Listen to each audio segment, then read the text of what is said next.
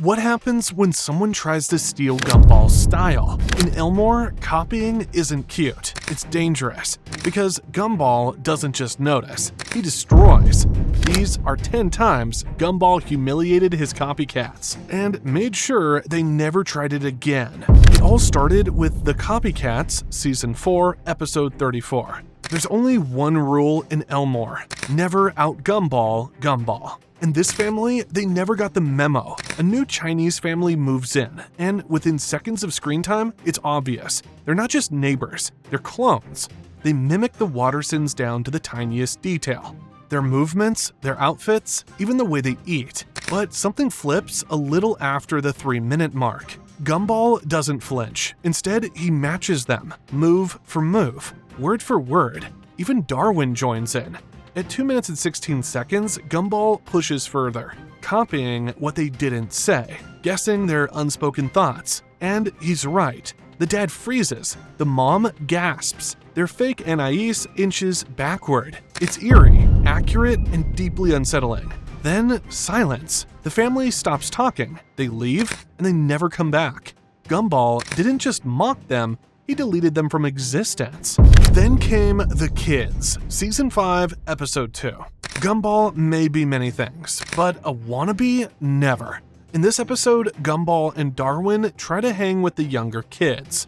It starts off innocent with oversized hats, trendy slang, and whatever it takes to blend in. But the kids see right through it. They call Gumball old, weird, and desperate. Until 3 minutes 8 seconds when Gumball flips the entire script. He stops copying and starts roasting. One by one, he dismantles every trend they thought was cool. Saggy pants, made-up words, seizure-like dance moves. He even invents new slang on the spot just to confuse them. It's pure savage mode. Gumball doesn't fit in. He takes over. By the end, the same kids who mocked him are left speechless. Elmore's youngest thought they were leading a trend until Gumball redefined what cool looked like. Things got weirder in The Cringe, Season 6, Episode 7. Being strange is Gumball's thing, but when someone tries to out-weird him, that's sacred territory. In this episode, a new student named Hot Dog Guy decides he wants to be the weirdest kid in school. He starts mimicking Gumball's quirks, the exaggerated faces, the random comments, the awkward energy. The class isn't amused, and neither is Gumball. At 1 minute 25 seconds, the roast begins. Gumball calmly walks over and starts mimicking the mimic. Every twitch, every strange breath. And then he turns it into performance art. A surreal, bizarre imitation that pushes Hot Dog Guy to the edge. Gumball whispers his inner thoughts back at him as he crawls across the floor. Why did I bother? He's better at being strange. I need to stop. Hot Dog Guy leaves the classroom and never comes back. Gumball didn't just humiliate him. He broke the identity he was trying to steal. Then, the robot, Season 1, Episode 19, took a shot. Even fruit can be shady in Elmore. Banana Joe's robot form decides to be Gumball. In voice, in face, even in spirit. He steals Gumball's jokes, his looks, and recycles the same facial expressions. But at 2 minutes 30 seconds, the copycat overplays his hand by stepping on stage with a corny one-liner, dressed as Gumball. And in the crowd, the real Gumball is smiling. That smile means trouble. Without warning, Gumball grabs a mic and flips the moment into stand-up. He turns Banana Joe's imitation into material, roasting him right on stage. Then, the final bow. Gumball rips off Joe's fake shirt, revealing bruised banana spots underneath. The room erupts. Even the teachers laugh. Joe peels off stage. Gumball didn't just expose a copycat, he used him as the punchline. The awkwardness hit new levels in The Third, Season 1, Episode 3.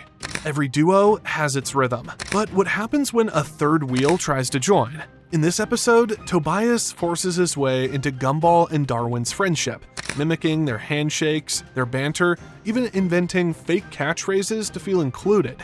At 11 seconds, his imitation falls flat. He tries to recreate their bond, and Gumball just stares. Then comes the slow clap. "Congratulations," Gumball says, deadpan. "You've officially made awkwardness spread." Tobias stands frozen, confused, embarrassed. No glitter, no drama, just pure precision embarrassment.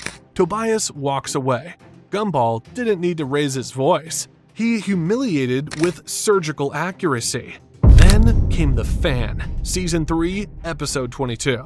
Obsession walks a fine line, and Sarah crosses it. She starts off harmless, just a fan, but soon she's dressing like Gumball, talking like Gumball, even entering the bathroom with Gumball. At 3 minutes 58 seconds, it peaks. Gumball opens his locker and Sarah jumps out. "I'm the new you," she screams, her face painted blue. Everyone freezes. Darwin turns and walks away, but Gumball, he stays calm and pulls out a camera. While following her around school, he talks in the voice of his best nature documentary. Here we see the wild imposter in its natural habitat. Needs attention badly. It even has slow-motion, grainy zooms and a cringe meter, which you can see on the screen. Sarah begs him to stop by the end of the day.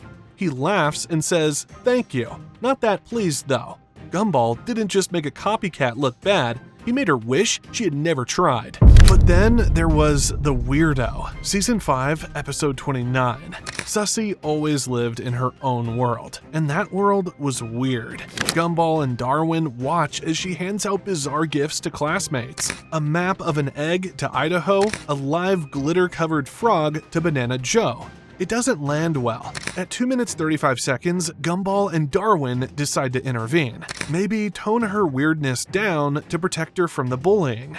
They study her, trying to understand what makes her tick. But what they learn is unexpected. She isn't copying anyone, she's just being. And that realization hits Gumball the hardest. Then The Knights. Season 1, Episode 28 brought the drama. A copycat who knows they're copying is one thing, but one who thinks they're better, that's war. Tobias returns again, trying to be more heroic than Gumball. He stages fake dragon fights, sets up dramatic rescues, even brings his own theme music using a bike horn. At 3 minutes 40 seconds, Gumball is done. He walks into the cafeteria, flips a tray in the air, and catches every item without looking. The crowd gasps. Tobias drops his dragon head in defeat. Gumball shrugs. Behold, the art of not trying too hard. Gumball didn't crush him with effort. He won by being effortless. The others, Season 4, Episode 32, Part 2, took it too far. Remember that kid who failed at copying Gumball earlier? He tries one last stunt. He jumps out of a locker soaked in ketchup, yelling "Ghost Attack!" But his target? The school janitor. At 10 minutes 28 seconds, the janitor screams, swings a mop, and chases him out of frame. "That's gonna strain your dignity," he whispers. It's one thing to copy. It's another to copy badly and get exposed in public. Gumball wins again by doing nothing. And finally, The Copycats, Season 4, Episode 34, Final Scene. You've seen imitation, you've seen mockery, but you've never seen a copycat meltdown like this. After mimicking everything the Wattersons do, meals, fights, even their pets sneeze, the Chinese copycat family starts losing it. They can't keep up. Gumball stands still, says nothing, and the copycats try to copy that. They freeze, one of them blurts, "What is happening?" Then Nicole shouts, "We've got original thoughts, run!" The copycats literally self-destruct in confusion. Gumball didn't humiliate them with words, he broke their minds with silence.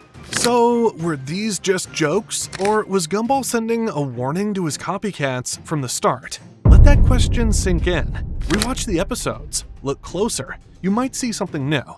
And if you caught something we missed, drop it in the comments. Like, subscribe, and stay weird.